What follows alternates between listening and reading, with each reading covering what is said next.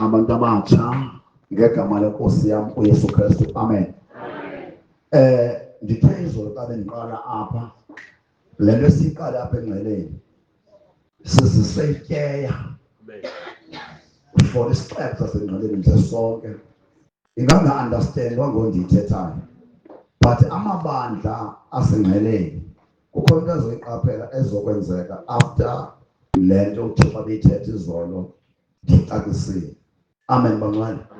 Andizuvutha, ndicela ndimanyele bangcwele imessage yebandla le. Apha sikho Christ Body in Unity Church, asikho Faith Mission, asikho Assemblies of God, asikho African Gospel, singumzimba. Umo andithumela uThixo as much as kuye kwanyanzeleka uba mandiqale icawe ngokoma wakhona andingomntu ebemele uba uyawafokhasa ecaweni. Ubizo lwam ndibizelwe ukuhlanganisa umzimba kaKristu Yesu. Eyona nto endibizelwe nguThixo ukuhlanganisa umzimba kaKristu uYesu. Bazalwane, kunezinto ekumele zenzeke phambi kokuba abuye. eBhayibhileni kunoMatthew chapter 24 verse 14 abantu abaninzi bebethi sele eqhubeleka. uMatthew chapter 24 verse 14 othi yaye ezindaba zilungileyo zobukumkani ziya kushunyayelwa ukuze abuye. Ikhona ke into ebudlalwe ngabantu. Xa ufunda incwadi ye-Revelations ndiba chapter 21 wofika phaa kucacisa uba ngaphandle zizinja, kucacisa uba nabanqule bezithixo ngaphandle kwantoni, ngaphandle kobukumkani. Bangcwele, ubukumkani bubini, ubukumkani bubini. Kunobukumkani bukaThixo ekumele uba uYesu abuye, ubukumkani bukaThixo bushunyayelwe, abantu besazisiwe ngobukumkani bukaThixo. Then kunobutyebi bobukumkani bukaThixo amaKristu angakabaziswa. Kunobutyebi obuninzi apha emhlabeni, amaKristu amaninzi axhamle nakobo butyebi, kodwa ayibubo bobukumkani bukaThixo. Then uYesu ebengeke abuye zingafulfilwanga zonke izibhalo nezinto ezabekelwa ibandla. Kunezinto uThixo azibekele ibandla before rapture. Ukuniblowa nje ingqondo bazalwane kancinci. Xa ufunda the book of Revelations chapter 21 kuthiwa umhlaba omtsha nezulu elitsha. Sivana? Umhlaba omtsha nezulu elitsha. Le nto yenzeka emveni komgwebo wokugqibela kaThixo esithi i-Great White Throne Judgment.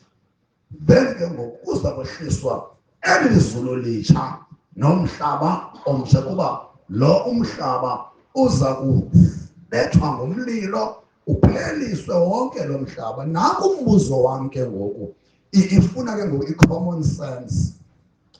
Do you mean uThixo ubengadala ubuncwane baseAfrika?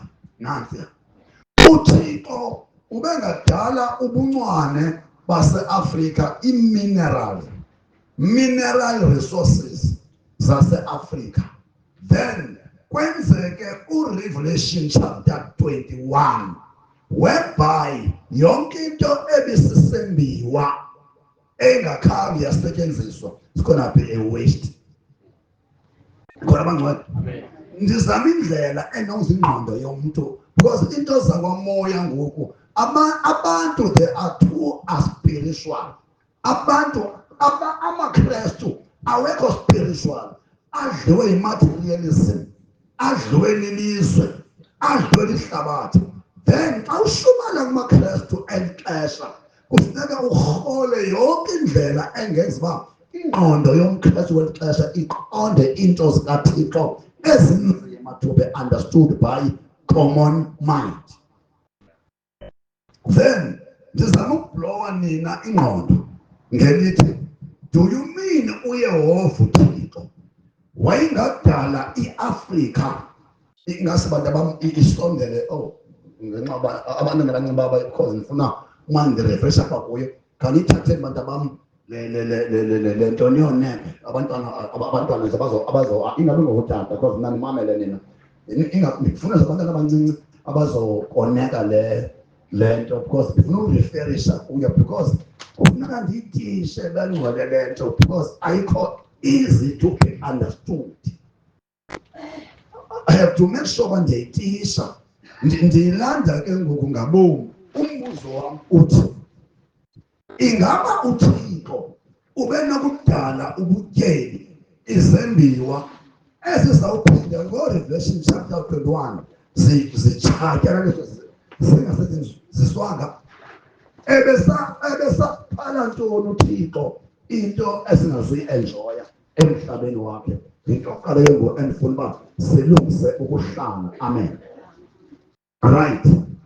Kunezinto ezininzi ezifihlwayo kuthi bekho stop up in between so that ingaqobeki. Yes, noba ngamanxeko wengambona umthi lento ndifuna ibone. Okay, izanto nam ibona apha kwi-light. Okay, I rather ningayisebenzi complete, ayinamsebenzi because ayinamsebenzi yona, ndifuna abantu babone. Bazalwane, ndicela ukuncacisela ngolu hlobo. Ayikho into uThixo ayibeka for fun. Ayikho into uThixo ayenza for fun. Then akuyo mistake okokuba thina sizalwe kwindlu kaHam sibe ngama-Afrika.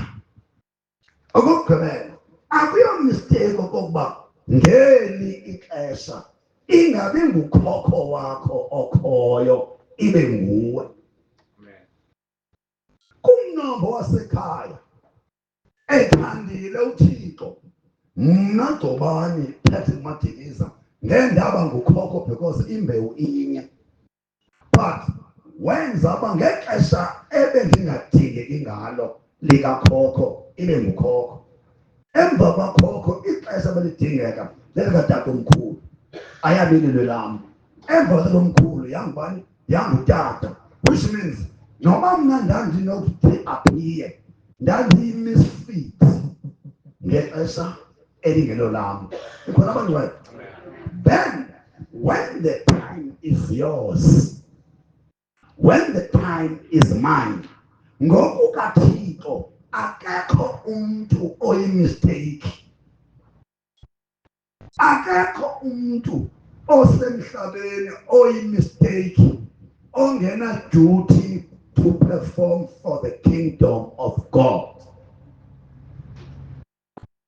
I-challenge ibandla into zobukumkani lizivinjiwe, kwavezwa izinto zobunye bukumkani, kwaendapha obunye bukumkani butyhala ifolosi de kwangathi bemele uba kunjalo ikungenjalo. Alright, you got about one? Yeah. Okay. uThixo wamaxesha wakhe, uThixo olindayo de kufika ixesha lakhe, akaphazamanga okokuba thina asibeke kule continent yaseAfrika. Akaphazamanga uThixo uba asibeke kule continent yaseAfrika. thina konyana bathathu bakaNoah abakwenzeka ifloods kwasala utata uNoah nonkosikazi wakhe umama uNoah nenkulu yehlabathi lonke. Ihlabathi linenkulu bazalwane, inkulu yehlabathi lonke igama lalo nguShem okwa-Israel e-Asia kule continent. Then i-second born nguJafeth ongutata we-Europe. Lo omkhulu onguShem ngutata wama-Asia, ngutata we-Asian continent. Lo number 2 uJafeth uzalela i-Europe, ngutata we-Europe. Then lo wama-Afrika oyinci okweBhayibheli ekuthiwa ngubani? nguHam. Uzalele ntoni? i-Afrika. uHam akahlalanga Afrika, zii-descendants zakhe ezeza occupy ntoni? i-Afrika. Bonke bobathathu bebese-Middle East, bebese-Asia apho babezalwa khona noNoah wafela khona. Then ii-descendants zabo ezinye zaya e-Europe, ezikaJafeth, ezikaShem zasala Asia, Jerusalem, Middle East. Ezama-Afrika zehla. Zingobani ke ezama-Afrika? Ezama-Afrika nazi uHam, utata wama-Afrika, uzala i-firstborn egama layo linguKhushi. Azale unyana womAfrika wesibini ekuthiwa ngu-Egypt, Mithraim. Azale unyana wesithathu ekuthiwa nguPuti, Libya. Azale iphelo elafumana isiqalekiso ekuthiwa nguKanani. Nikhona abangcwele? Right. Ndithetha ngobutyebi nje is based on the word of God. Xa ukalula oonyana bakaKhushi, uzawufumana omnye woonyana bakaKhushi enegama ekuthiwa nguHavila. Lo Havila ongunyana kaKhushi, awuya kuGenesis chapter 1 verse 11 or 2 verse 11, whatever, but it's either Genesis chapter 2 verse 11. Yeah, it should be chapter 2 verse 11. Yes. Uzawufumana pha kuthethwa ngemilambo emine ebiphuma okanye isehla through i-Eden. Kube nomlambo okuthiwa yiPishon. Lo mlambo oyiPishon xa ulandwa uhamba kwilizwe eliyiHavila. Then xa ulanda eli lizwe ekuthiwa yiHavila, Havila lowo ongomnye woonyana bakaKhushi, kuthiwa igolide yelo lizwe ayinakulinganiswa nanto. Ethi amaKrestu aqala kuyiba ungebambe.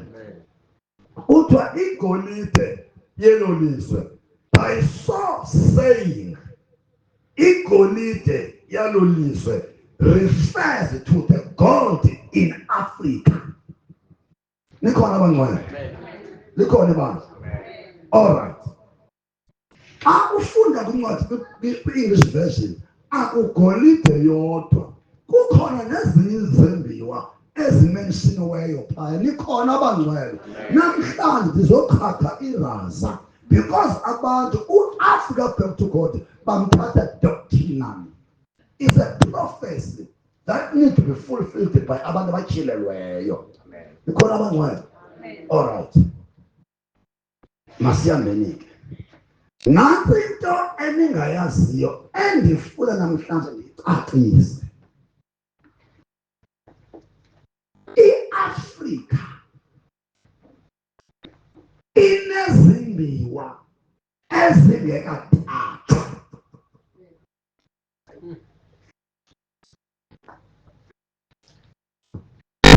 Mandibuye. Inote, imali yephepha andiyibonanga eBhayibhelini.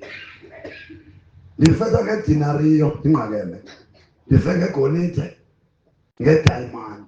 Okokuqala, you must question i-whites. Kanibe nomlando wokuba i-paper money le yeza kanjani. I-challenge yethu makhesishalo, we are not informative. As a result, we are being governed, ruled by the laws of Antichrist. Ebemele bathina ungaphansi kwenyawo zethu Antichrist. Okay. NgokukaThixo xa wayabela uhambe iAfrika, wayesazi uba kuzobhenefitha nendawo ezingenazo ii-minerals njenge-Afrika. Wayesazi uba uThixo izawubhenefitha i-Europe because ayingoThixo ucalucalulo. Into angayinikanga iAfrika, wayesazi uba abantu bakhe bazawushare whatever that we don't have in Africa. So ifumana phi e-Europe, sifumana kubangcwele Australia, sifumane e-America, nikhona abangcwele. Nansi into endicinga uba is very wise uba niyazi. I-Afrika yaba nelishwa ngokuthi xa uThixo ebabele onyana bakaNoah, wamabela uJafet i-Europe ukuyoqhina eAustralia, wamabela uShem yonke Asia, Middle East, Jerusalem nabutyebi bayo. Then the so-called America, i-America onyana bathathu khange kubekho nyana uya e-America. Boyabonela Europe, Africa, Asia. I-America ibe yikoloni ye-Europe. Ngamanye amazwi, i-America ibe liphanga, colony of Europe. Nikhona abangcwele? Then zaqalisa ke i-colonies, but kungelisho uba no one addresses this major thing. How we lost our treasure as Africans. How we lost our prosperity as Africans. No one addresses that, carrying the Bible, and is written in the scripture, black and white. Mamelake, niza kuthi history, umfundisi uMadikiza anifundisa yona, kanti ayo history, lulwazi emele uba amaKrestu alazi, because uThixo ufuna amaKrestu afumane their package. These are the last days. uThixo uyaqonqa. Siphi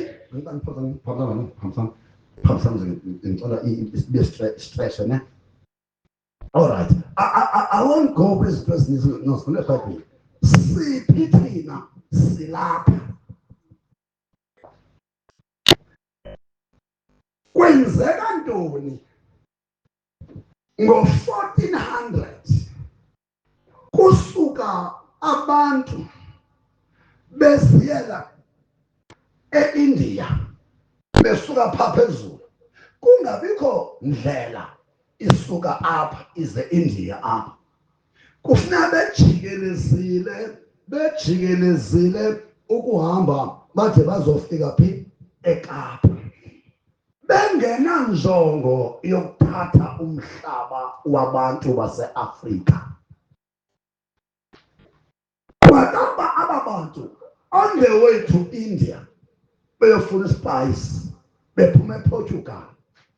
Apha endleleni kunesifo because ukutya basuka nakude kubole ngokudla ukutya okubolileyo banesifo sesikhezi.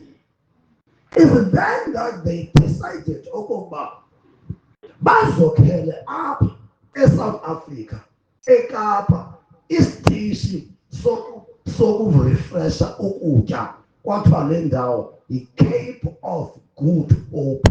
Ibonwe ngabo ngobani aba? NguPrince Henry the Navigator, nguVasco da Gama noBartholomew Dias. Bangaphi? Bathathu. Bafuna ntoni? Ispice. Bokha ntoni? I-refresh station phi eKapa. Banesho umkani umhlaba? Hayi, bafuna nje ntoni? To change. Nikhona abangcwele. Le nto kufuneka abantwana bami abancinci mamela, because ininzi into ezikolweni enithishwayo which is not true, misconception. Okugqibela, xa uphruva umuntu ngolwazi, ulwazi must be sequential or chronological. Ulwazi lwakho, when you tell abantu about the knowledge or information, maluphume chronologically or sequentially, maluhambe ngokweminyaka, ngokwezigaba. Awukwazi ukumphikisa umuntu ontetho yakhe is-sequential. Abesifandi namhlanje waniqhaqa because wafika back to God bangcwele engakhange warevealwa. Nobody will understand by yintoni enziwa nguThixo ngo-Africa back to God in the Bible way, from cave to cave. Right. Ngoku badlula bona bengathathanga mihlaba, bengathembanga kwanto yama-Afrika. Ngomhla wesithandathu ku-April ka-1652 yaqala inkathazo madoda eyenza abe ama-Afrika aso divided namhlanje. Yonke le nto sikhala ngayo, kukho no-democracy, kukho no-apartheid, bangcwele, ake siyilande uba iqale phi le nto sele yonakele kangaka. Ngomhla we-6 ku-April 1652, a man by the name of Jan van Riebeeck, ithe yona nabo bekule route yokuya e-India, yavela xa ifika apha eKapa yabona umuntu yazikapa bangcwele intle iKapa. Kune-waterfront phaya, mna ke bendifunda phaa eUCT. Kune-waterfront phaya apho kuthiwa kudibana amanzi nolwandle. Yindawo entle mani iKapa, ineTable Mountain phaya, kunamahlathi, kunamalwandle, kuneendawo ezintle Kapa. Wathi akusibhodisha uVan Riebeeck, wathi ndiyifumene indawo engathi yileya kwathiwa yeyobusi namasi. Wathi izani zobona. Ngubani ngoko? Ku-1652 ayikabikho bangcwele iBhayibhile. Akukho mntu waseBhayibhile siphila kanjani. Ngelo xesha ama-Afrika aso-united. Ama-Afrika are so in love. Ama-Afrika are full of peace. Ama-Afrika are so united. Ubethu umthile ehamba phaya akhwethe kubuza uba ingaba mntu wasemzini uyangaphili ngathi kuyahlwa nje. Kuthiwa kungenani na apha, kuthiwa uxhala ntoni? Intshontsho, yinkukhu leyo. Kuthiwe itakane, igusha leyo. Bekungabelwana, bekunqonywana. Umntu ubengesosi gebenga, bekoyikwa izilwanyana zasendle, not umntu. Xa ubona umntu ububona umntakwenu, be it a girl. Ukurape is not our language as Africans. Ibhinqa ngumntu oprotectwa nguye wonke umntu oyindoda, not necessarily ozalana naye, ningazalani. Ngokwase-Africa, these are our virtues and values. siluhlanga alune-value system ebisenhliziyweni kaThixo. Uthando belokhelwe kuthi as Africans.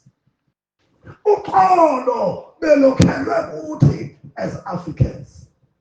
Umanyano belokhelwe kuthi. These three letters LPU were built in. Uthando, uxolo, umunye. LPU was built in. Besingasokolele ukuthanda. It was within our bloodstream. As Africans, besingasolula uxolo. Peace was built in our blood system. Unity was our name. Ndibonisa Africa. Intetho yekuthiwa yi-PAC eyisithi Africa for Africans, Africans for humanity, humanity for God.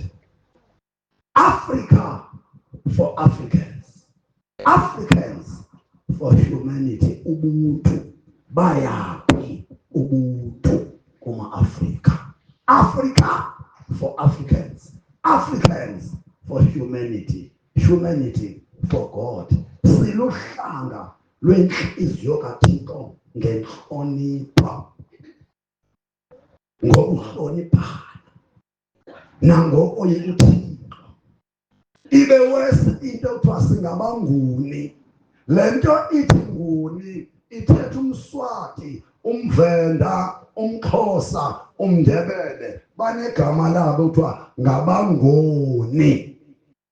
Ijikwe bumini into yabanguni. Thina singabanguni. Le ntetho ethi singabanguni ayithi besingena sono ngangendlela ebesisoyika ngaso isono bekuthi singabanguni. Afrika ebengadlaleli kuThixo ngesono. Akukho umuntu ebesimoyika thina ngaphezu kweQamatha. Simoyika uQamatha. Sizibona singenako ukuba singasondela apho kuthiwa khona uQamatha ukuba singcolile singaboni.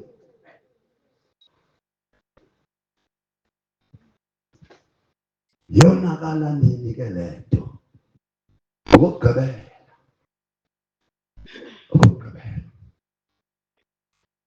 Uhlanga lwamaJuda, igama elithi Juda lithi dumisa.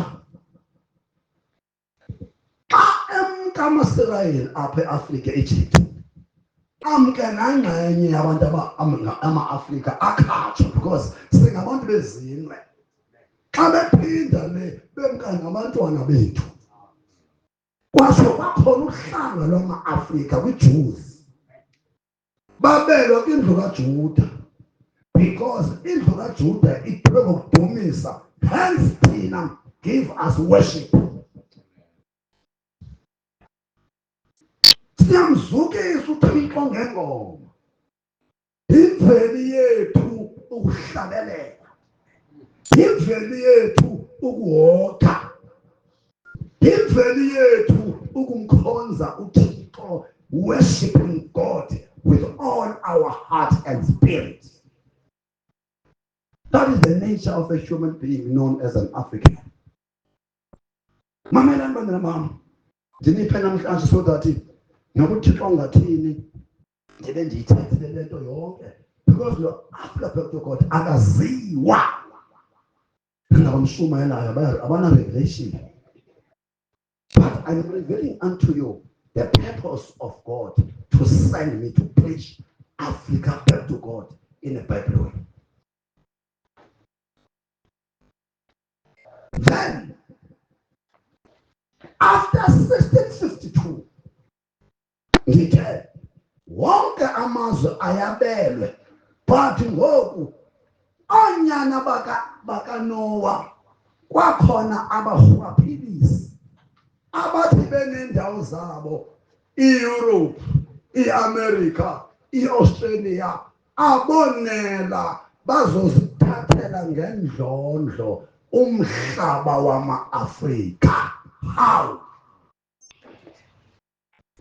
Uthe angafika yanifana ibhiki wakhweba bakubo. Khumbulani bantwana besikolo, the 1820 settlers apho kwenza inqanawa o-dromedaries kuzothinjwa ilizwe. Ayikabikho iBhayibhile, ndititsha kamnandi ngenyanga yenkcubeko. Ndifuna niyazi iBhayibhile maxhosa uba ifikele kuthi more than any other tribe kwinguli. Ngalo 1820 zafika isettlers. Kunomthandazo niyawuguglisha owathandazwa nguJan van Riebeeck enikela kuThixo esithi aba bantu sizabaphatha kanje, we're called barbarians. uThixo wawuva umthandazo wesettlers. Emveni koko kwaqala imilo yokuthinjwa kobukumkani kwamakhosi nemihlaba yabantu abamnyama, not by the missionaries. Azikabikho. Ngoba nabenza lento ngaba bantu beze ngo-1820 bebaninzi bafike ngoba sithathela emihlabeni yabantu base-Afrika because babephethe izibhamu. AmaXhosa eza ngantoni ngenobgiri yathatha imihlaba, bathatha ubukumkani, bangena basidivide, salwa amongst ourselves as African. Ayikabikho iBhayibhile but selekhola umlungu.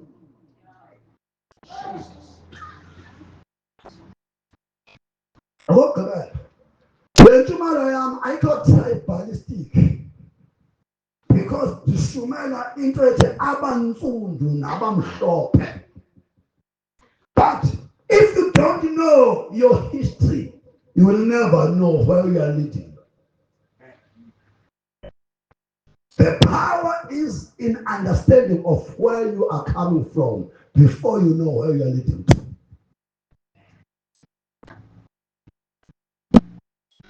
Nizoyiva namhlanje futhi kahle sokusekhona. Mamela. Yango 1820 ngelo xesha abantwana abazali bam ayikabikho iBhayibhile, wathinjwa umthatha, wathinjwa umhlaba, onzakalisana ama-Afrika axabana wodwa. Yaqala ke i-civilization esuke e-West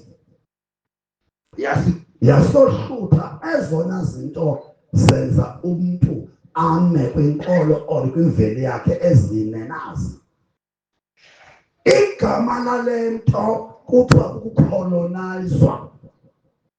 Bafike bathimba into zethu, kwafuneka thina senze ezabo, silawule ngabo bephaya, sihlale isigingci sabo bese-Europe, but i-Europe ibe Europe apha.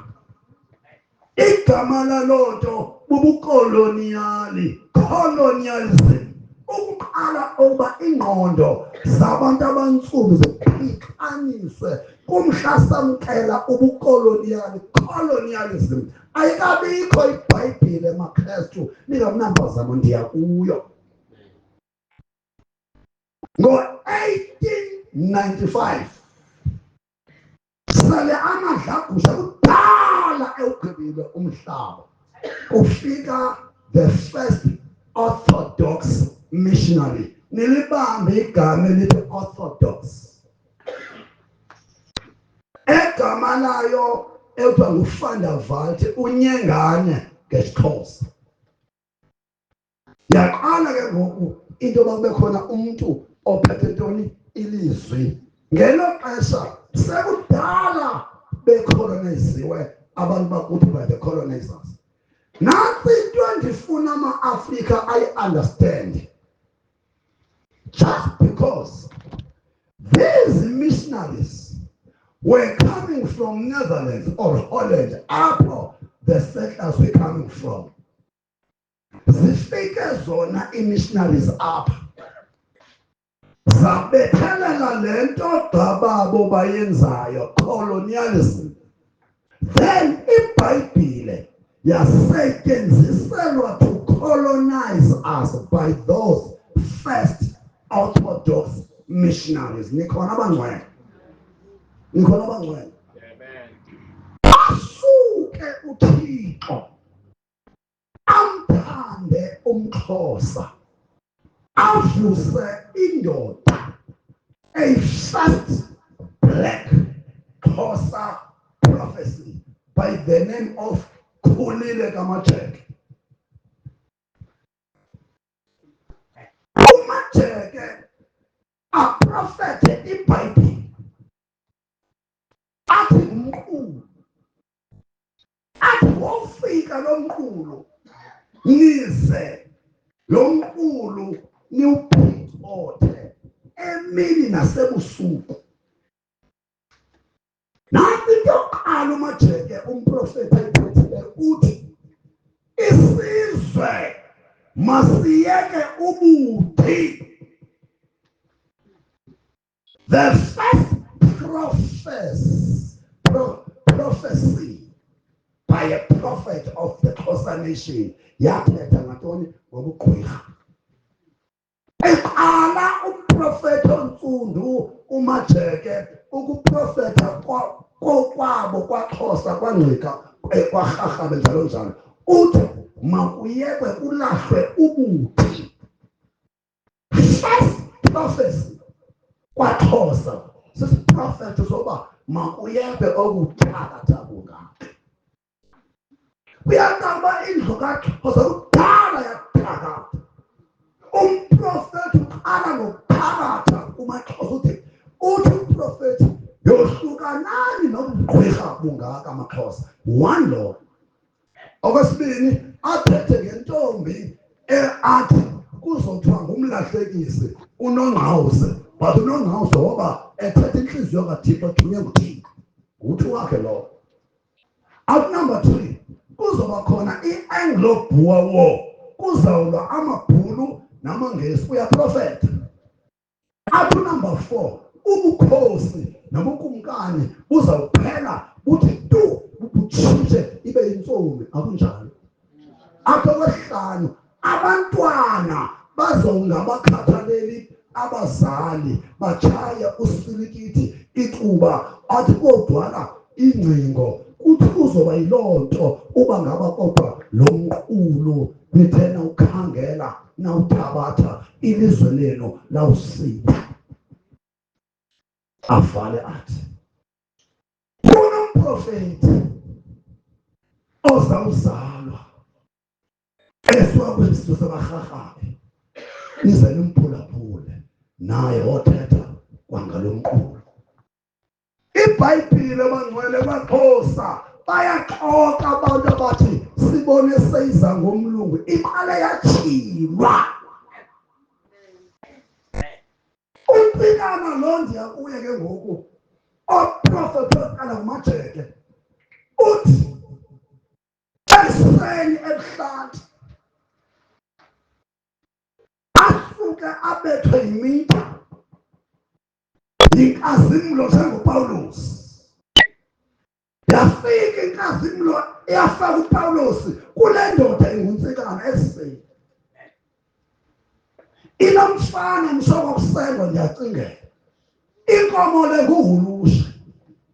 Uthi uyayibona le nto endiyibonayo mfana wami. Kanti le nto ibonwa nguye yedwa. Imini yonke le nto kwataba imtshintshe ubomi ngethamsana bazwe emdudweni. Waba namakhosikazi wakhe amabili, umama kaKobe nomama kaDukwayo.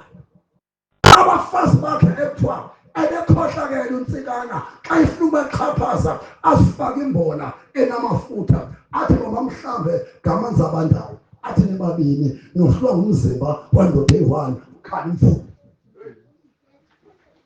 Into endimthandayo uThixo ongajongi mphandle xa evusa umprofeti, xa evusa indoda ezawuhlangula isizwe sakwaXhosa, khange ajonge amalungisa, wathatha le ndoda ikhohlakeleyo uNtsikana.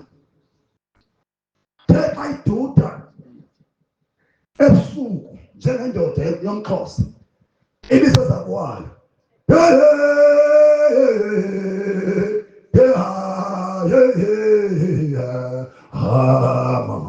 wafika noThixo obehlekusele ngenkomo, yakhupha le ndoda banjwe ngamandla kaMoya Ingcwele, the first black Xhosa man to be born again. Tsikana kaGaba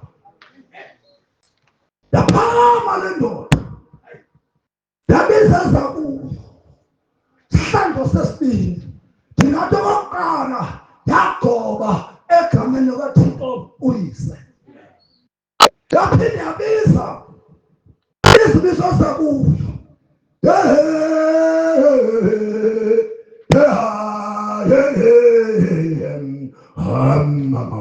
afika la mandla, afika egameni lonyaka, wakhopha uNtsikana, mbambile le nto yasekhaya, imbambile le nto yangena thina, yambamba uMxhosa le nto kanti kungena iprofethi, yaphakama okwesibili.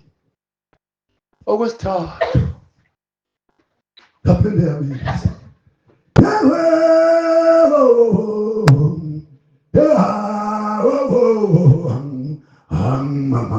hey, afika okwesithathu, wagcwala God the Father, God the Son, God the Holy Spirit, akakwazi ukunyamezela, wafika uMoya Oyingcwele wathi ithi le nto makuthandazwe,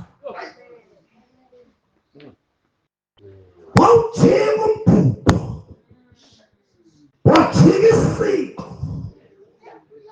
alapho into yokumiswa kwamasiko nomthandazo bengekayazi uba le nto ihamba yodwa, leyo mdudo ihamba yodwa kaKristu.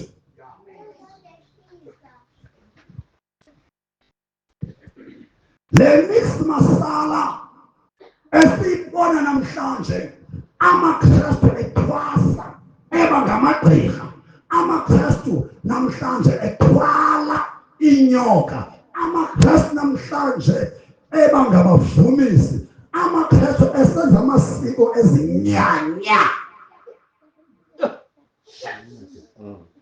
Lwalapho ololahlekiso abakwazi ukukhetha okokuba imveli ngapha, iBhayibhile ngapha.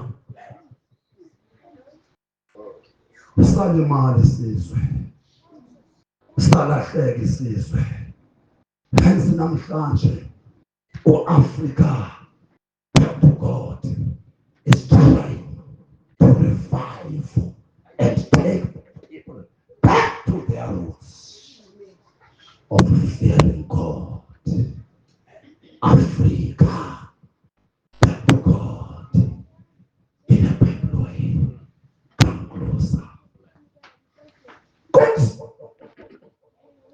ashiya amadoda emgubheni kuba ongehlelwanga ngengayiqonde le nto yethu. Yiyo le nto abantu abangekho kuyo bengayazi uba how deep is this thing. Ngenwa athi umculo ngingenwe emoye eliwa elizwi lakho, elizwi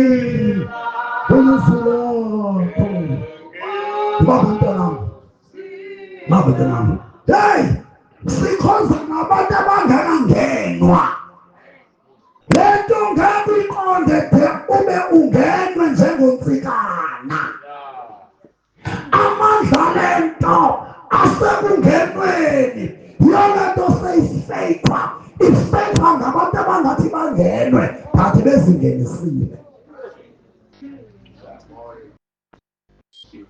Amandla lento, uloyiso lento lusekungenweni, ahlale kuwe uhlale kuye kungahlaliswana kuhlalwahlalwane.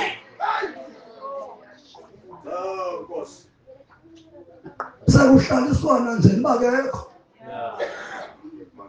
Yena akahlalisana uyahlalisana uhlala kuwe kuba khona exchange. Yabona xa sowungenwe ilento amagqwirha awafumani niphakatheka nje alikangenwa. When there is an exchange, uThixo abe kuwe nawe ube uThixo.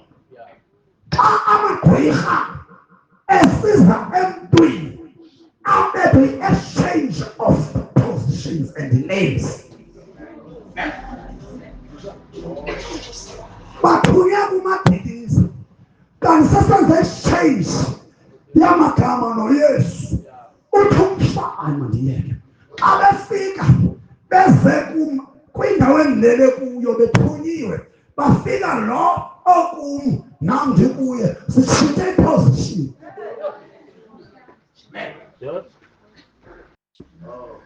Jona ngwana akekho umuntu osindiswe nyani ongaphakatheka ngesakhe. Akekho umuntu osindiswe nyani ongadubuleka zizinto zenkabi. Yona nto mthatha ndime ndodwa yathi protection free. You are a spirit. Crime, you are a spirit. Witchcraft, you are a spirit. You can't tackle the Spirit of God upon me and in me.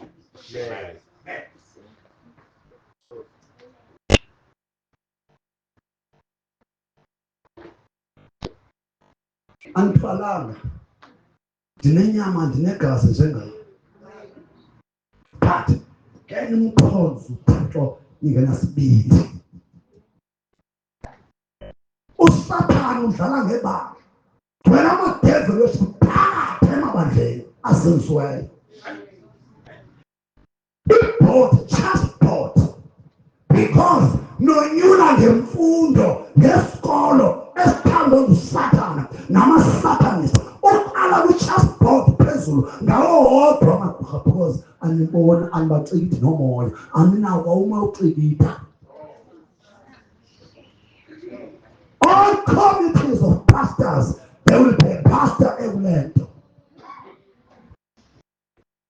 Moya ongenonzekana. Umoya ongenonzekana. Siyawudinga uMkhosi. Mamela ndihamba nonzekana.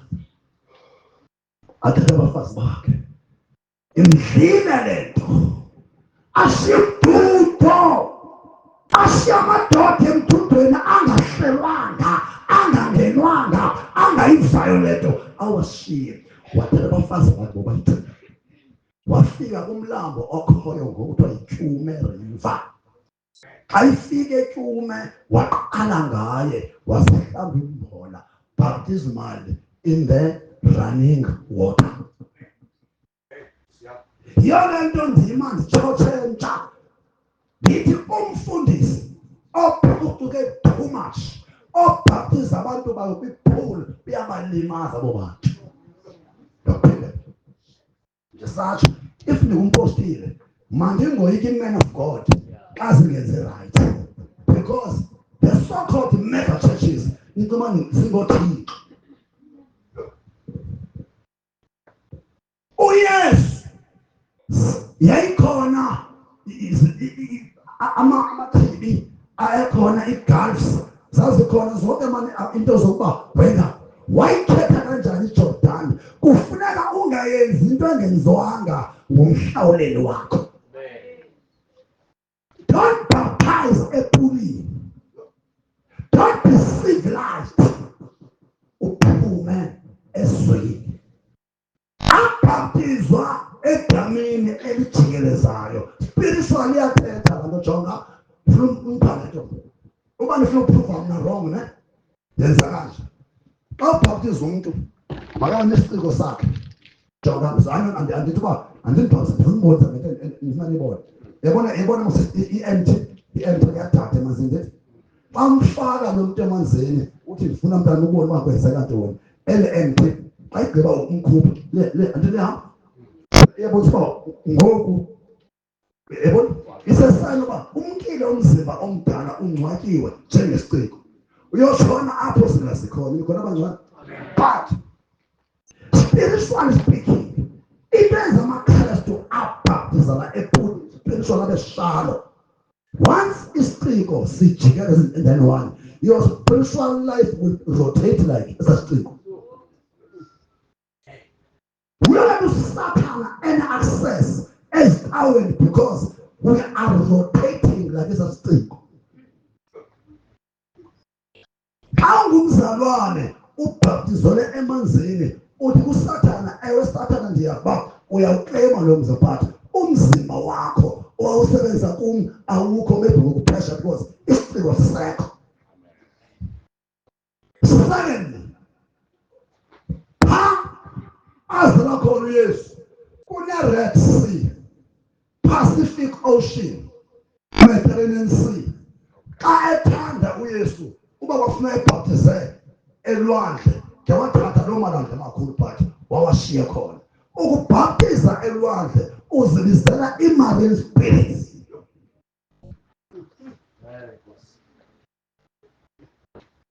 Obhaptiza ephulini yiyo le nto abantu belalwa yimimoya, water spirits, because unika umuntu i-access kwi-water spirits abe ne-spiritual husband because le nto iyamjikeleza because ayimkanga. Ngiyayithanda impucuko yase-West. You are too Americanized maKristu.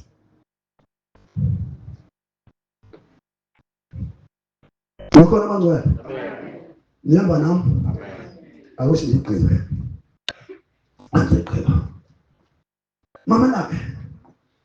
Then akuba umfekana ebahlambile eTyume River. Waqala uThixo wasebenza ngoTsikane. Ngolothe ulothixo omkhulu ngosezulwini kuyena ihlaphile nyaniso. Waqamba amaculo engaziba uwaqambisa ngophi umoya oyingcwele. Uba amaXhosa insindiso ayayilwa azawubethwa nguThixo. Sibona kanjani uma umfekana wayesindisiwe emveni uba ebuye emdudweni uthi uThixo mntanam ngoku usindisiwe ngeke ube nabafazi ababili. Kwafuneka omnye wabafazi bakhe lo mncinci ayomakhela kude ungabikho ubudlelane naye sexually but amsupporte ngezidingo zonke. Okwesibili ubesibetha isono umfekana ngokuthi uba ngaba umfazi ubhakwe ehlexeza nendoda bebekhona emthini bomele phaa. Kuthi abantu babeba ziinyembezi kuqukukela ukuyentla belila bezosula imbonda bethi size singcolile athi umfekana ningcolanga niyakhulu. Yilento inguquko ingafuna ngamaKristu guqukane. Yilento inkonzo yokuxela izono, confession of sins and repentance ayifuna njengoba zinceke. Akekho umzalwana ngexesha elinje ongaphila impilo engcwele without inkonzo yokuhlala uziklenza egazini likaJesu ngokuhlambulula. Diyakulo ilizwe ngangendlela ilizwe elingcole ngalo umKristu uzophila ubungcwele kuphela ngenguquko ehamba ngenhlambuluko nokudluliswa qha. Bangcwele masilibaleni ngamandla awuba singanamandla kaThixo sihlele esonweni. Isono siyayithintela icebo likaThixo. Isandla sikaYehova asisifutshane uba singesindisi. Indlela kaYehova ayinzima uba ingevi nto nje zizono zethu but izono zethu zahlawulelwa. sinegazi esibhenela kulo sakho iso sisono, but amaKrestu awafuni ukuhlambuluka, selikhona igazi.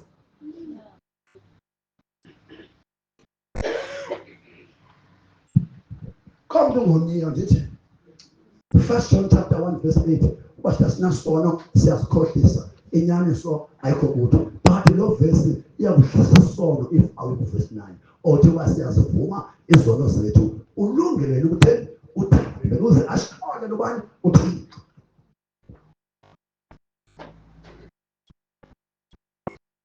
Igazi likaYesu aliphalalanga nje, wayohlulakele umuntu sisono. Uqala ku-Israyeli manikwa abapristi, wafika uSathana wonisa wangena kwabanye abapristi bangakuye ngesono. Waphuma uThixo kubapristi wafaka abagwebi efuna abantu bakhokhele ngemithetho yakhe kuphela. Wangena uSathana kwezinye ichurches wazonisa. Waphuma uThixo kubagwebi wathi makendimise ikumkani. Bakhona uDavide, zakhona ikumkani ezingenwa sisono. Wathi uThixo mandivuse abaprofethi ngoku, ngifake umoya wami phezu kwabaprofethi.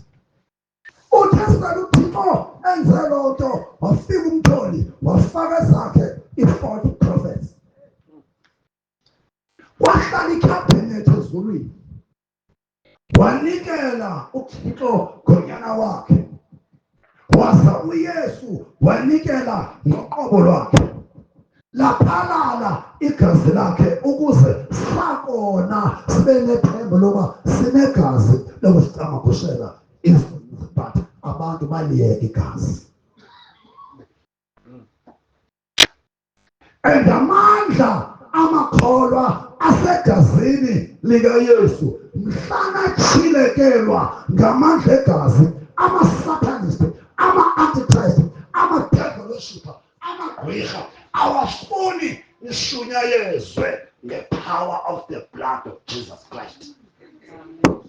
1 2 Liphenye into azi sesobuye lapho, but andifuni bangcone ngayazi le nto. Okay, kuba ndinebhesi 1 2 yeah.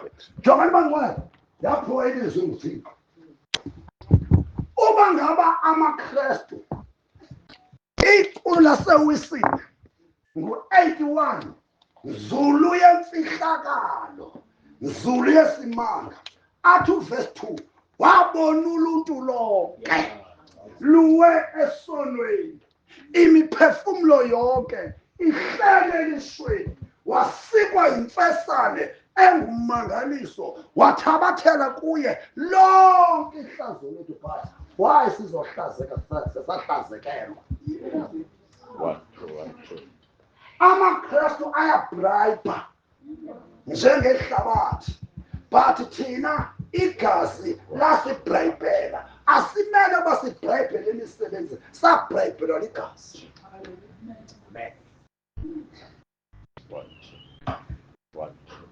Likhona. Nihamba nami? Masiye kuMtsikana. Inyanga yamagugu le. I'm not out of order. Ifuna amagugu le endikhayisa ngayo ningawazi. Ndimnika amagugu asisuka phi na. Then uMtsikana ke ngoku abuye emdubheni, amandla kaMngcwele amthandazisa. Kuthiwa ubengamali lo tata. Yiyo le nto engceleni ndizovusa abathandazi abangazulala bedliwa ngulo mbono ka-Africa back to God.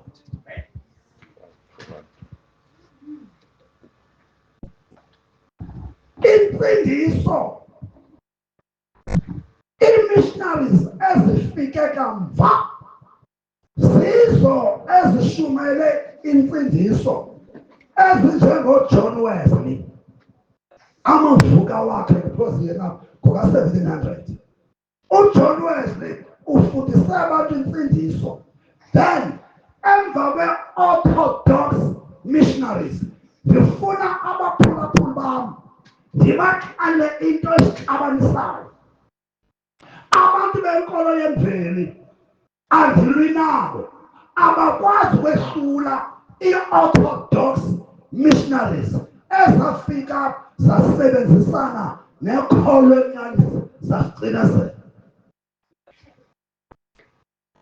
Emveni kwe-orthodox missionaries uThixo uvuse i-Pentecostal missionaries ukuze kubekho otata oJohn G. Lake basuke eAmerica ngo-1908 nge-Azusa period bazisivangeli eFaith Mission. I-Faith Mission ngelo xesha yayi-Zionist Church phansi kwaDaduletwabo ingeyo-Faith Mission.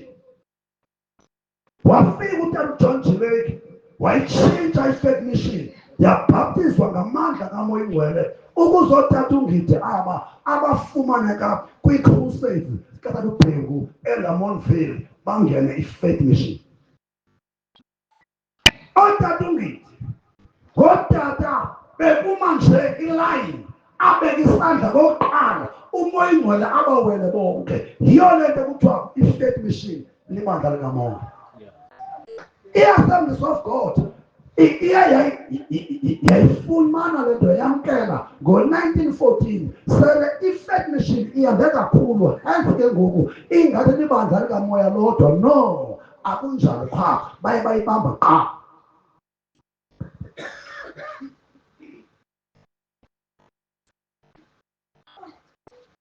Nikhona then kufanele ke ngoku yabafana khona ithole uTata uNtsikana uyawaqala icawe ethiwa yiNtsikana Memorial Church eyayisindisiwe. Uthe angabhubha okaNtsikana ngagapha amaXhosa abuyela kundalashe adibanisa inkolo kaNtsikana nenkolo yemveli. Yiyo lento namhlanje sinamaKrestu ambaxa. Nangoku ngeke ufane uve ngeNtsikana Memorial Church, the first church eyasindiswayo. Igama elithi Rhabe because uNtsikana waba namandla kwacaba isizwe sikaRharhabe sizo-overpowerisha esikaNgqika. Ngenxa yamandla kaThixo kaNtsikana kwaka abantu bathi bayamshiya uNgqika baya kuRharhabe. Kwadityanwa ngabantu bemveli yelo xesha kwathiwa ukuze singaxabani makophulwe kaRharhabe yasho yayirhabe ilibandla elisindisiweyo ngelo xesha.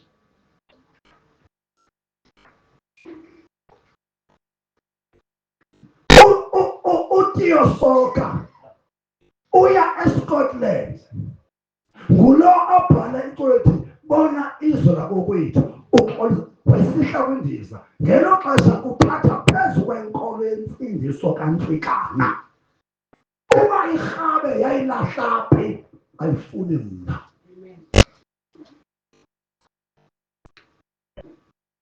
Yona yodwa iwisile ndikhula kuyo ndingumwisile kuthiwa ngamagqobhoka. Ebethi umwisile akwamkela ingqobhoko kuyeka ukusilwa kwakhe kuthiwe likhaya amagqobhoka. Andazi basekusilwa kangaka bafuze phi. Mna phaa kwamaDikiza sizalwa esifundisini ewisile. Utatomkhulu wami uGGK Madikiza ubengumtempile. Isephithi angimphathanga uhim 400 utshwala no401 kwakoko ewisi. Bekuzilwa mna ndikhula ekhaya ndingazi bakwenza ntoni. KwaZwedala kunendlu eyashiywa ecawe xa abantu befuduka bezisuka kuleli zemisha kuye KwaZwedala ekuseni ngecawe ewisile kuyokhulwa inzila.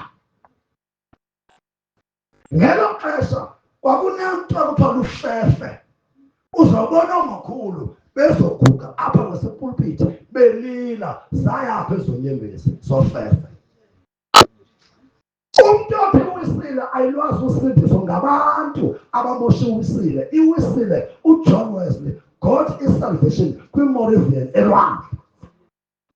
Ukulahlwa kwezinto zakuqala makungalahlekiswa abantwana as if iwisile zange yasindiswa.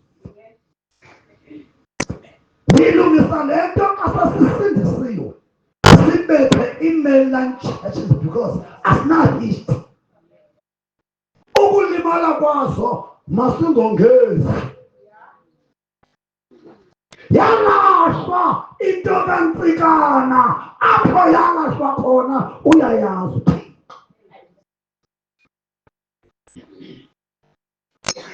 Kuthi thina maXhosa emveni kwamajeke ngalamini uNtsikana ehlelwe yilento. Uthi ndibona inhlanga ezimbili. Olinye uhlanga lunonwele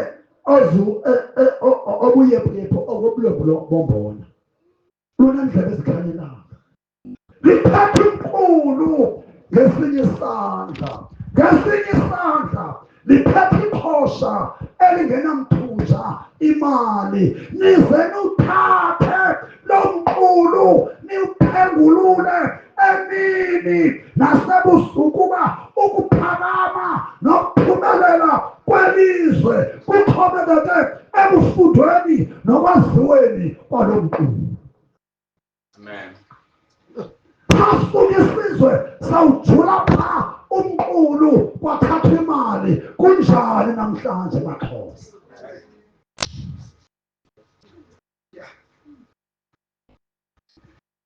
Saluthetha ngeBhayibhile ningenamnombo uba ize kanjani kuthi. Nizawulahlekisa abangenalwazi. Kwinguni iBhayibhile ityhiliwe kuXhosa. Emveni uba ityhilwe ngoNtsikana, uKing Sobhuza waseSwaziland phako 18 something towards the early 1900s watyhilelwa naye ngalo mqulu. Kuthiwa engakholwa kakuhle ile nto, kuthiwa makaye kwisizwe sikaXhosa sele le nto yamkelwa. Waphuma izijoli zeza Eastern Cape zafika sele iqhuba iBhayibhile. Then iSwaziland yosuleleka. uZulu yena khange abe nomuntu omtyhilelayo njengamaXhosa, noma ukhona but khange ityhile iBhayibhile kuwo njengathi. Nikhona abangcwele. Nizalungisa le nto abantu benkolo yemveli bathi iBhayibhile yaza kusiphuca imveli. No. Ifike sekonakele yaza yalicebo ekonakaleni kwe-colonialism eyayikho before the Bible. Sizapha ke ngoku bendlanga umlambo nikhona. Laphela ixesha loNtsikana, awaphela umbono. uThixo uvusa uTata uBhengu ebuyisa laa nto yayinikwe amaXhosa ayinyasha. uTata uBhengu uboniswa le vision kaThixo ayokamadikiza, noTata uBhengu ayo yakhe kaThixo. It needs to be fulfilled by all Christians. Uboniswa uTata uBhengu qala. Niyabona eBhayibhile uthi ayibhala ulaludele phoko uthi wathi elele uTata uBhengu wabona abantu abangama-Afrika because they were having African dialects. Besinka nolwandle bebaninzi bexhoma izandla kuye bathi sihlangule. Uyabuza uba ndinihlangule kanjani? Uthe sabuza kwavela uYesu kuye ephethe iBhayibhile ethi wobahlangula ngale ncwadi. Njengoba ifika kuTata uBhengu le ncwadi ngoYesu sele kubhala yaqala ya-operate ngoNtsikana emaXhoseni.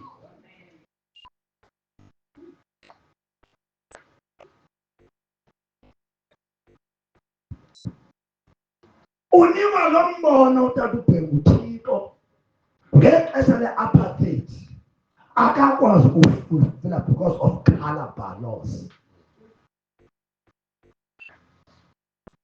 But umbono wona nobuye wafa utata uBhengu yayingengowakhe. Umnikazi wombono wathi ndawumane ukuvusa abantu ndibanike my revelation about God. Okay. Ndivala ngelithi yeyiphi eyona njongo ka-Afrika phezu God. Ndiwulandile ngokumlando wokuba sife kanjani kuye. Kuzele ubani uBhengu. Yintoni injongo kaThixo nansi? One person ntathu. Sivala ngale ngayo. Yo, Thixo. Ngincede umoya ingcwele ndigqibe le nto. Yabazalwane, this is a revelation. And uba ngabe uyandithesta masithi tata.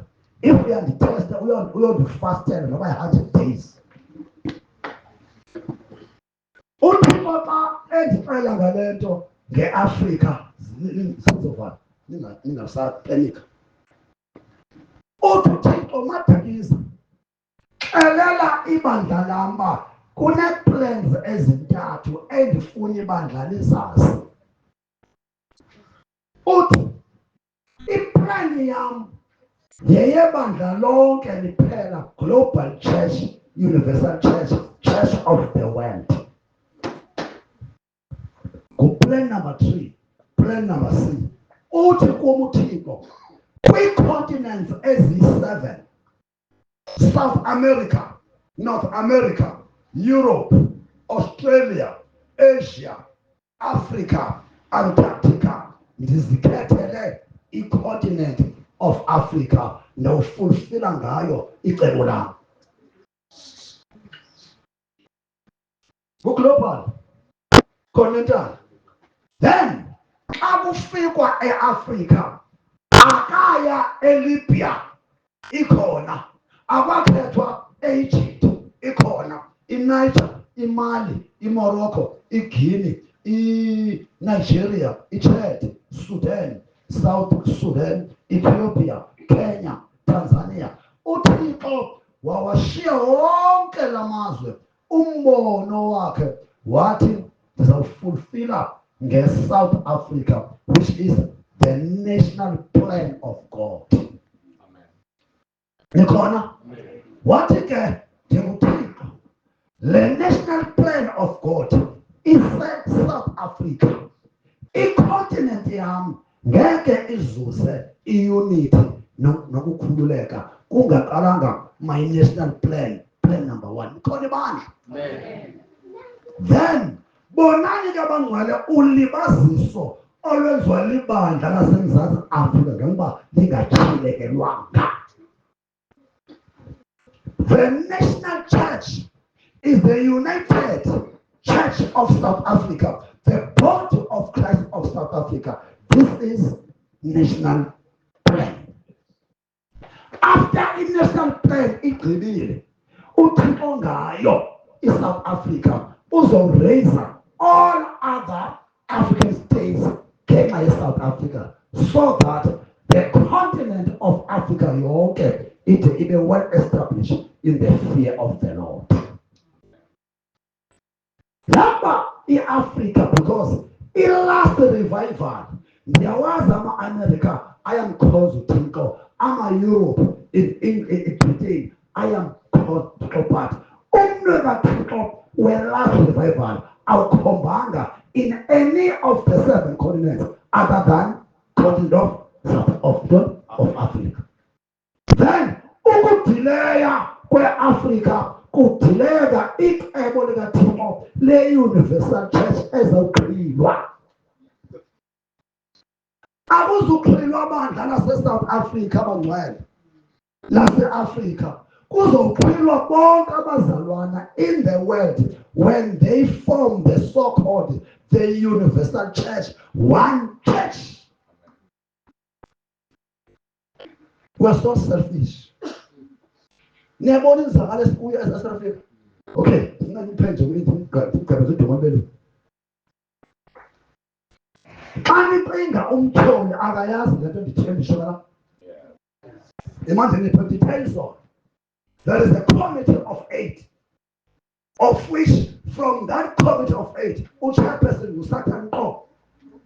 Ndathi kuni kunendoda kunomuntu. There's a human being omele Africa, omele Asia, Antarctica, South America, North America, Australia, Europe.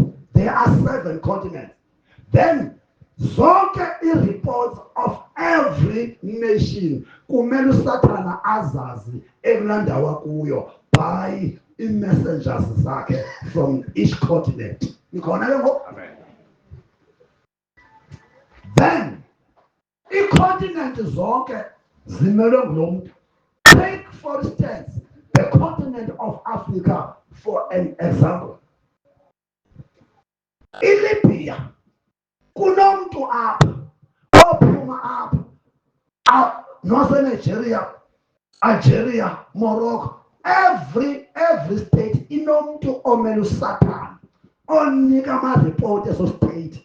ISouth Africa kuno-Superman ojonga iSouth Africa yonke. Amen.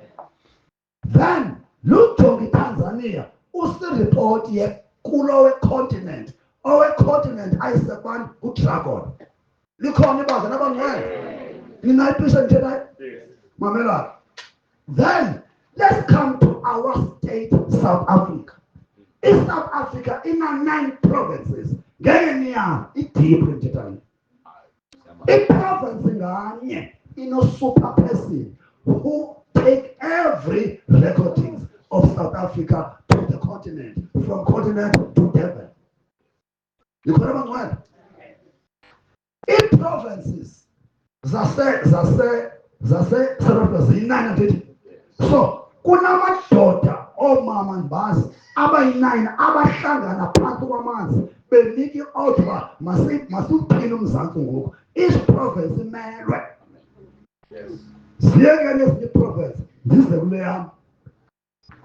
I-Eastern Cape inoKhaya and a cross-Khaya ndithi, which means kufuneka amandla adivide bangalwi, babe namandla alinganayo, owanganena kwekhaya no-across the khaya. Siyavana abangcwele? Alright, masibayeke abasebhayi silapha eTranskei thina. iTranskei njengoba inedolophu ngedolophu, apha eNgqeleni kunomuntu owaziwayo, yonke iNgqeleni ikhothama kuye lo muntu. iNgqeleni inelali, ilali nganye inika ingxelo yayo kulo phethe district, ilali to the district. Masiye eMthatha apho ndiphuma khona. uMthatha yi-capital city of the entire Transkei. Kulapho uvavanywa khona uba uzokwazi ukumana noSathana na eMthatha. Njengoba i-capital uMthatha ku-strongest eTranskei in terms of Antichrist.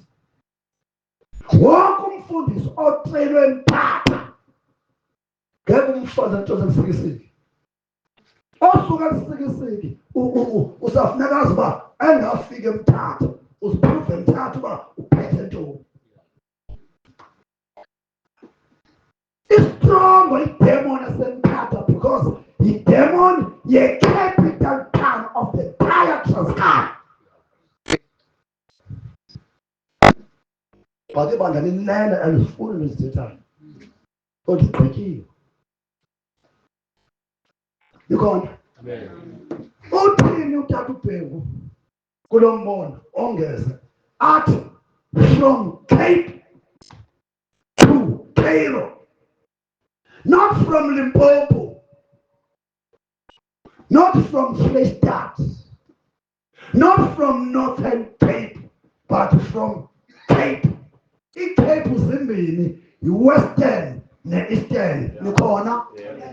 hamba nami. Ikhona into oke wayiva kwi-history neKapa noThixo. Akho nto uyivileyo nge-Eastern Cape noThixo. Bavela apho Mtsikana, Eastern Cape. Bavela apho Majele. Bavela apho Tiyosoka. Fumanike lo mbono unento yokwenza ne-Eastern Cape. No, andisho uba wayodwa but uba ngo-Eastern Cape ayivuke iyayilimaza yonke i-team. Mamelani ke nasekuvaleni. Untsikana abangobaseTranskei, abangobaThembu, abangomamponde, abangomahlubi, ngamaXhosa sevana, ngamarharhabe, ngamandlambe, ngamangqika, nikhona abangcwele. Kodwa utheni le nto iwele e-Eastern Cape, eBathenjini, eMthatha for instance, apho ndiphuma khona mna. Niyazi bakutheni? Niyazi bakutheni? Xa usuka KwaZulu Natal, ngeke ujampe from KwaZulu Natal to eBhayi ungadlulanga phi eTranskei, because iBayton ebigcinwe KwaZulu Natal xa iphindela kokwayo kuya kwafuneka uba iqale kwindawo efutshane neKwaZulu Natal before iBhayi. It's a mystery. Le nto abangcwele ayoyabaThembu. Le nto iyedlula iyabangqika but iphuma KwaZulu apho igcinwe khona ngootata uBhengu, ootata uNgidi, ootata uQhilisa, ootata uDuma, beyigcinele abantu eyiqale kubo.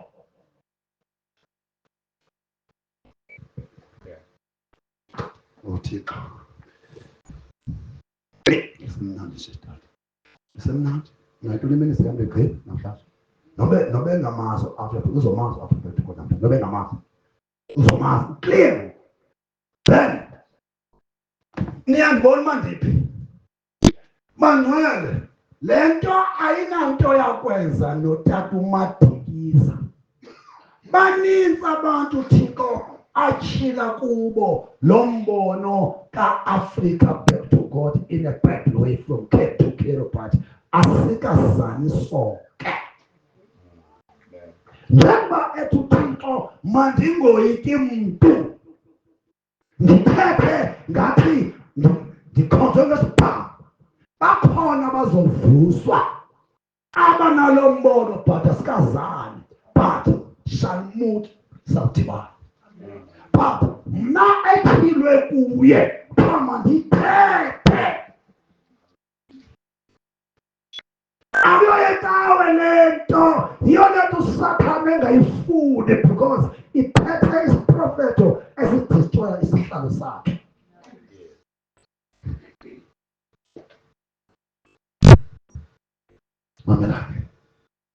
Mamelake. Then from KwaZulu Natal ikhoseto umzimvuko yakhosa umzimkhulu. Ngoku Thixo ndiyambulela mna ndiyawabala amadoda ebizawufa.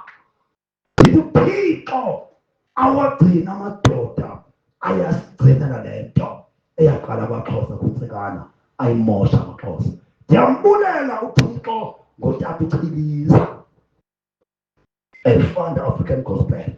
Ndiyambulela uThixo ngotata uNgidi notata uLetwaba notata bonke nje bayaziwa bangcwele abenze i-faith mission yakule ndawo kuyo. Ndiyawabulela abutata baye bayigcina kakuhle le nto eyiqale kwaXhosa. Ndiyambulela utata uDuma, the founder of Baptist Church. Ndiyambulela utata uBhengu ekuthe ngaye kwathilwa lo mbono. Ndivala ngetsunami. Ndivala namhlanje ngotata uNJ Paul ongakhange wa-understandwa, a man of the body of Christ. Wayengenonocawe njengam nawe. Wawushumayela umzimba umfakazi Paul ethukwa.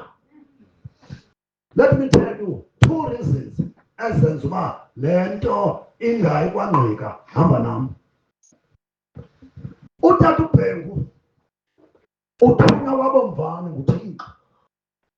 Akakwazi amabomvana kunemfazwe yezembe kufuneka zohlanga amabomvana yena ngumuntu wasedolophini kwelacala wacuma xa kuthiwa kwaXhosa kuyibhala nango esuka ethatha izinto zakhe emaXhoseni but akaya emqanduli wayebhala wenza uThixo kwakhona uthatha osuka kwecala amabomvana wathi xa ithandaza sincede Thixo kwizwe lakabomvana tata ubhekene umqalo omde ngathi ndim lo wayijonga le ndoda wathi sawo wathi bengithunywa kwabomvana impela yiphi le ndawo utata uBhengu unyathele kwabomvana ezolamla imfazwe yezembe ethunywe nguThixo wayibetha wayitola kwasala insindiso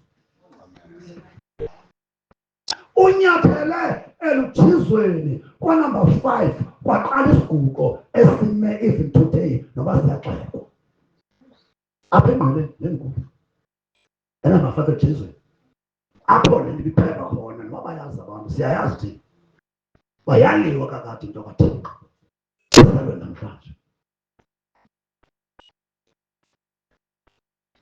uThixo utata uBhengu esebhala wavukelwa ngamaXhosa engene nguSathana amaXhosa athi asinova ngenkwenkwe utata uBhengu owafelwa ngumntwana wakhe ezohlangula isizwe wangcwaba umntwana kwindawo ongengcwabe kuyo wadlula nenkosikazi yakhe bamngcwabe efama bacela ebhulwini bambongela abadlula abajika bagoduke kodwa namhlanje athi amaXhosa inkwenkwe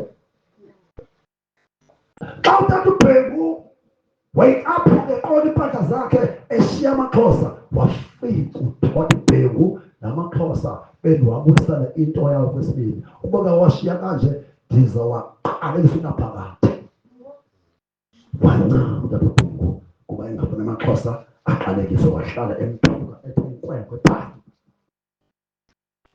eseyiwesinto eMonti eDuncan Village wazakhela indawo yokukhonza 5,000 seater afika amabhulu amadlaguza athi akukho umhlaba wabantu abamnyama kule ndawo phumani ngaphandle akanongane peni kulo cawe ngako walila mfokaBhengu then ibingeke lento iqale kwangqika kunenyembezi zamaZulu efuneka amaXhosa aguquke uThixo amlilele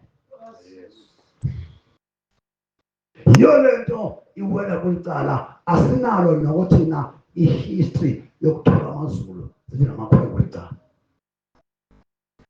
ungaboyenza into ezawuqalekisa nabantwana bakho isizwe sabahahaabe sakwangqika amaXhosa across athuka umgxoja kaThixo utata uBhengu notata enjesu lapha eMthanzana ethi inkwenkwe enje qha ndiyamthanda nje wathi ya phela ndiyinkwenkwe niyini amaXhosa ninani umbuzo wami nawo ndishuma nto beyishumayela ngubani ozothi ndiyinkwenkwe mna ndilukile uthi kuvusa indoda engumXhosa so that amaXhosa agezayo xa ethi uMadi ndibuza uba what do you have who are you by the way ngumXhosa ndilukile baqhele ukugezela abantu bakwazulu-Natal bathetha ngentanga yabo umXhosa wabo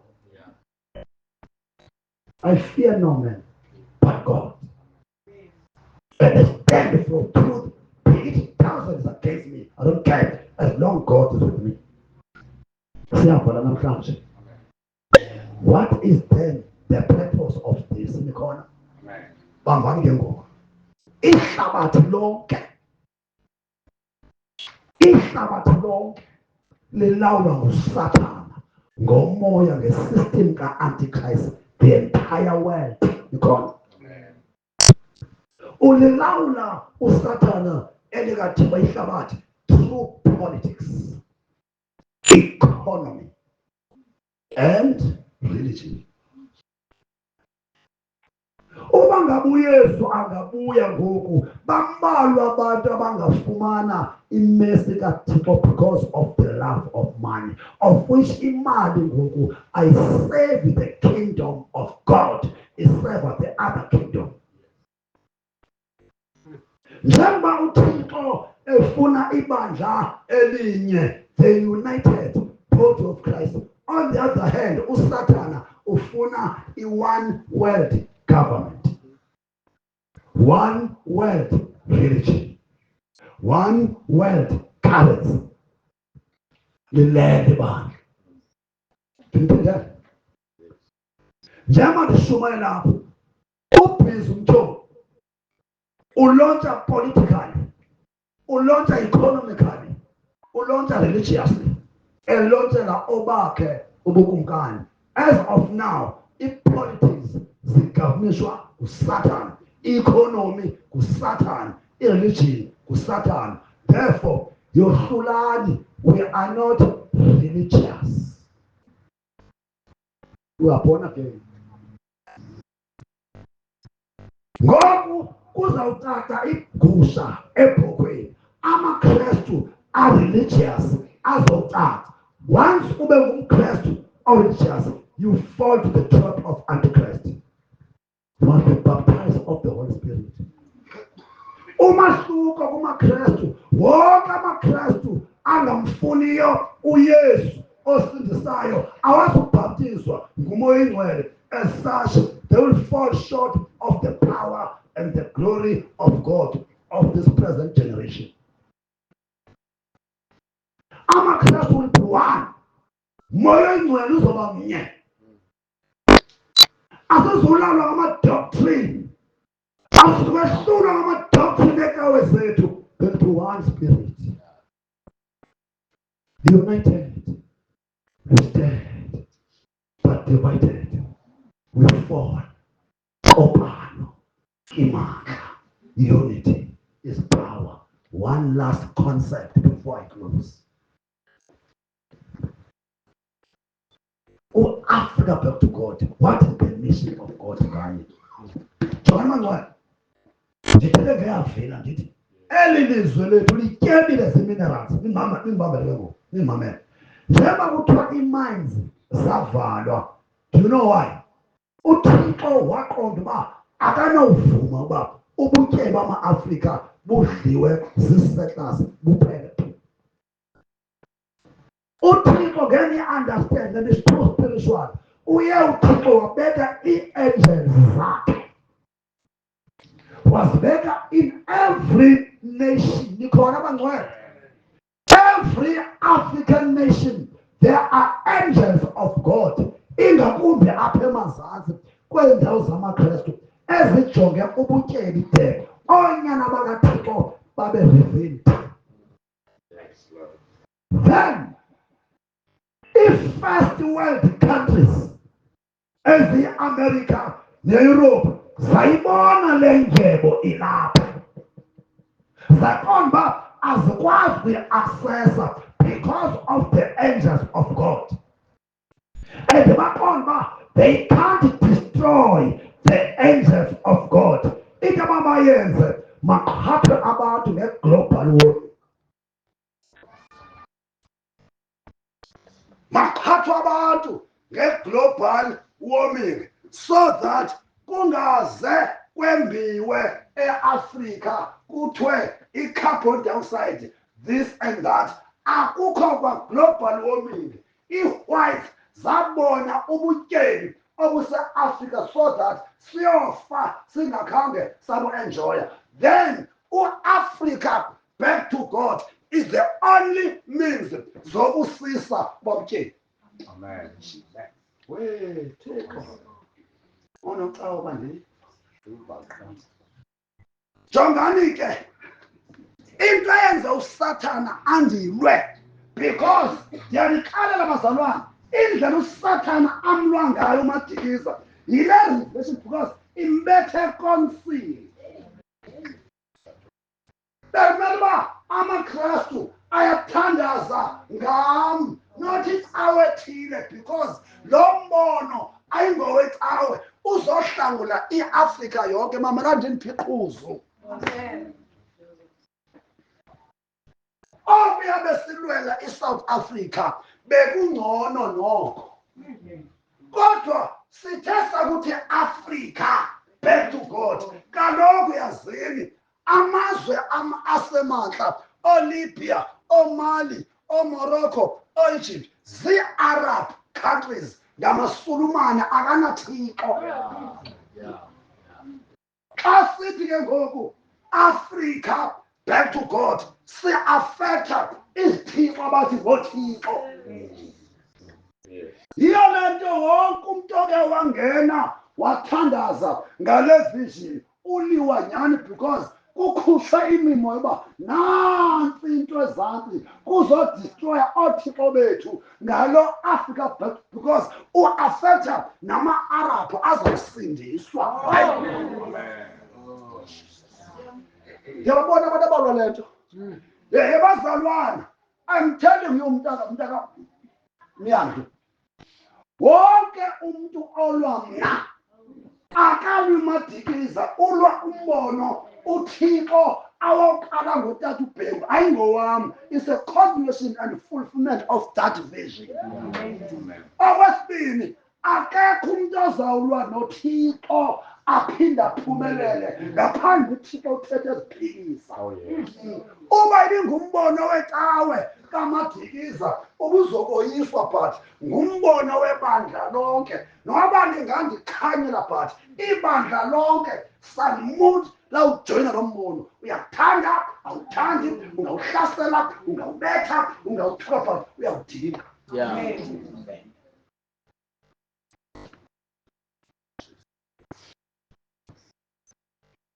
Africa back to God. We are singing. Africa back to God. We are singing. We are singing. We are singing. Africa Back to God.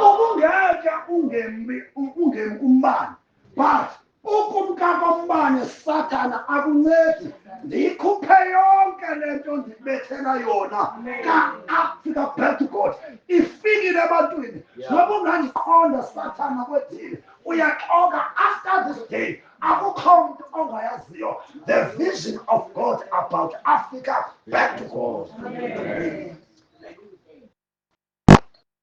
And Africa will be saved. And Africa will be saved. The Holy Spirit must come. And Africa. Africa will be saved. Prophetically kuzokwenzeka ntoni ngoku? ISouth Africa ndithe izolo izawuphathwa ngowukaSamuel chapter 8. Kwenzeka ntoni kuSamuel chapter 8? Phaya itheocracy, abantu ebenqula uthixo ngomthetho kaThixo ngoSamuel. Babona onyana bakaSamuel bengathobeli, bathi before ufe Samuel sinika ukumkani wethu njengentlanga, silawule njengentlanga. Kwaqala ukuphathwa ngedemokhrasi kwaSirayeli eyayingekho kuqala ikhona. Apha eMzantsi Afrika ngenanga kwicolonialism napha ke apha eMzantsi Afrika sisengxakini yokuba silawulwa ngabantu abangazi uba kutheni kunje. Phaya eBhayibhileni uthe akoyiswa uSawule apha eSouth Africa. Ngubani uSawule? Ubukumkani, impatho, igovernment efana nekaSawule eSouth Africa iqala xa kuphatha uDr. uPresident Dr. Nelson Mandela. yiSouth government leyo.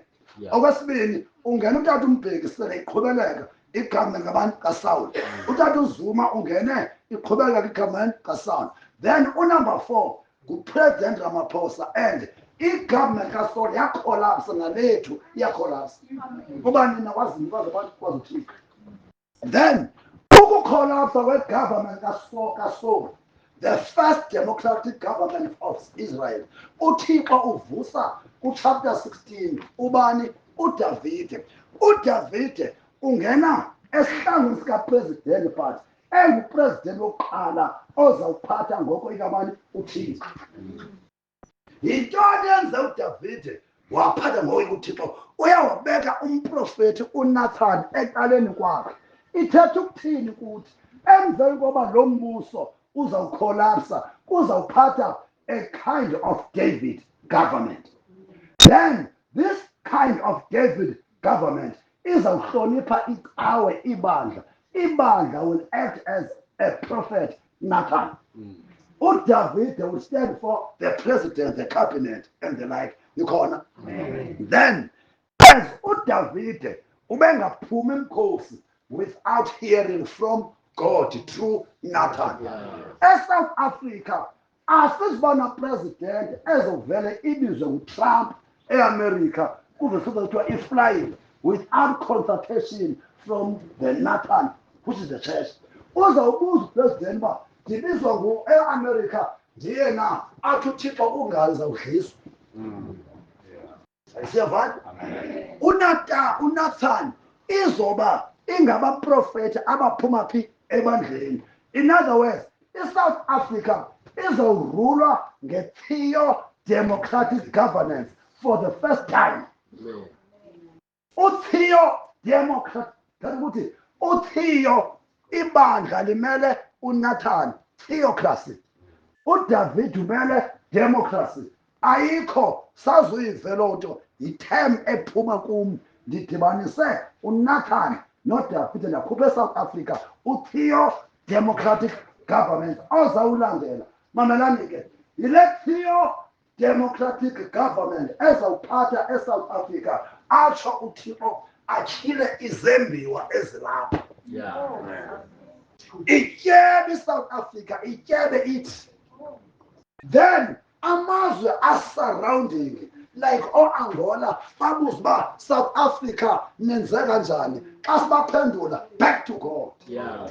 Ilizwe elizawubuyela uThixo eAfrika, uThixo uzawutyhila izembiwa zabo. Ide iAfrika yonke ibe united nobutyebi, so that i-first world countries zibe zi-third world countries. America, Europe basazazongqiba kuthi. uYesu abuye. So lo 22 no-24 don't worry ngayo, sekuthe gqithi. Andisho kuye sokuya kudala andiyazi idate but sibambeni isiprofeta akaxoki uthini. Ngamanye amazwi uYesu axhomanga kuthi khona ubani uThixo but thina siya-acta in delaying the plan of God. The reason why uYesu angabuya kudala sithi, it's not that ixesha lakhe, sithi uYesu akazubuya without an action eyenziwa libandla so that abantu basindiswe ngobunisi babo. The reason why bengasindiswa, imali isakhontrolwa ngu-Antichrist till imali obutyebi bucontrol the seat in the kingdom of God. Ikhwebile namhlanje. The purpose of Africa back to God is to bring back our treasure, our prosperity. Matthew chapter 6 verse 33. Ikhwebile. Noma sigqiba sesebumnyameni ayaxoka ama-satanist, izawuqhobhoza le nto, izawudlela izwe lonke. Ivoice yam bazoyiba yilaa voice ibisho kusakhanya utsho emnyameni. Uma manje strong ebumnyama ukukhanya xa kumnyama. Mamela ke Sathana. Mamelani ma-satanist. Mamelani ma-antichrist. Mamelani ma-devil worship. Mamelani magqwirha engqeleni. Namhlanje you are destroyed. Yes. Ngegama likaYesu, nina ni-operator phantsi kolwandle niyandiva. Nina ni-operator underwaters niyandiva. Nina ni-operator underground niyandiva. Nina ni-operator above the ground, east, west, south, north, kulo mhlaba. Niyaxoka niyandiva. Nina ama-principalities, the powers and authorities, the rulers of darkness, you evil powers in heavenly places, you forces of darkness, you thrones and dominion of Satan. Mamelani, ndinixelele. Uyihlo uSatan ndandiyodwa ndiphandle apha, wathi mna Gcobani phethe kumadikiza mandigcinwe elonwabeni, ndisele utywala, ndimoshe, ndigwazwe, ndife before ikathixo liphushwe ngam. Mamela ke Satan, uDaniel owamsebenzisa as your satanist, uthe akufuna ukuguquka weza kum. Yiyo loo nto sazi uba wena Satana wofuna ndife ndingasindiswanga, wayikhupha igama wathi maze ndingasindiswa, kuba mhla ndasindiswayo mna Gcobani phethe kumadikiza ubukumkani bakho ndiza kubutshabalalisa. Mamela ke Satana, the word of God in the book of Deuteronomy chapter 29 verse 9 lithi, okusithele ukuthi kwakukaThixo, okutshiwe kuthi kokwethu noyena wethu. Mamela ke Satana, njengoba kwatshileka kubi, nguwe owathi mhla ndasindiswayo ndiza kudestroya. Mamela ke Satana, ndiyenza isiprofeto sakho, ndiyakudestroya wherever you are ngegama likaYesu. Wonke ama-strongholds akho, wonke amagunya bakho ndiyabadestroya ngale mtshumayelo.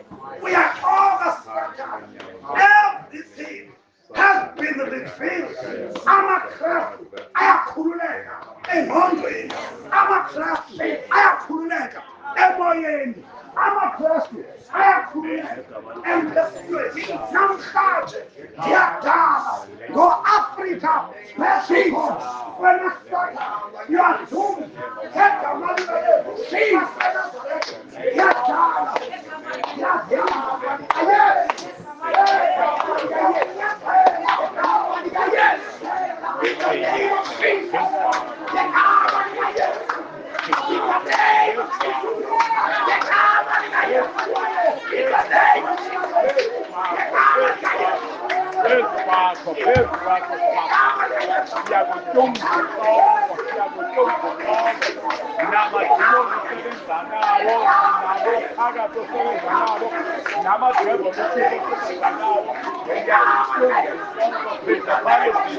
Forces of darkness, rulers of this dark world,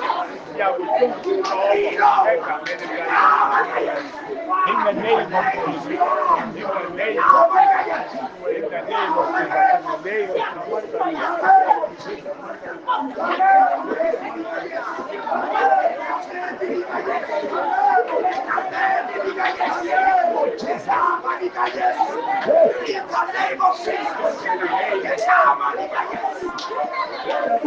in the name of Jesus.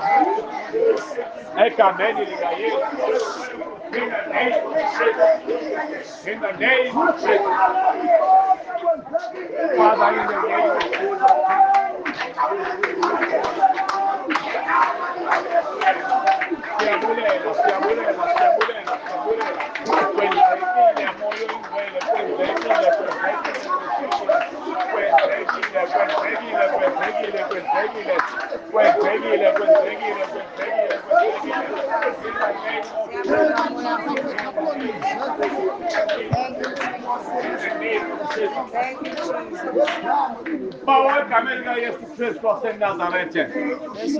Wena unguThixo, wena unguYehova, umdala wezinsolo, thetheleni amandla ngawakho, ubungcwele babakho, khanyiseni wezwe lonke.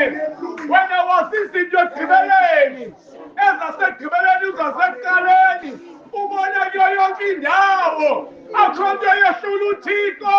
Kuwe wedwa izinto ziyenzeka. Waprofeta Satana Sathana, kwenzekile owaprofethayo. Namhlanje usisinyabelo senyawo zikaYesu. Namhlanje kuphelile ngawe.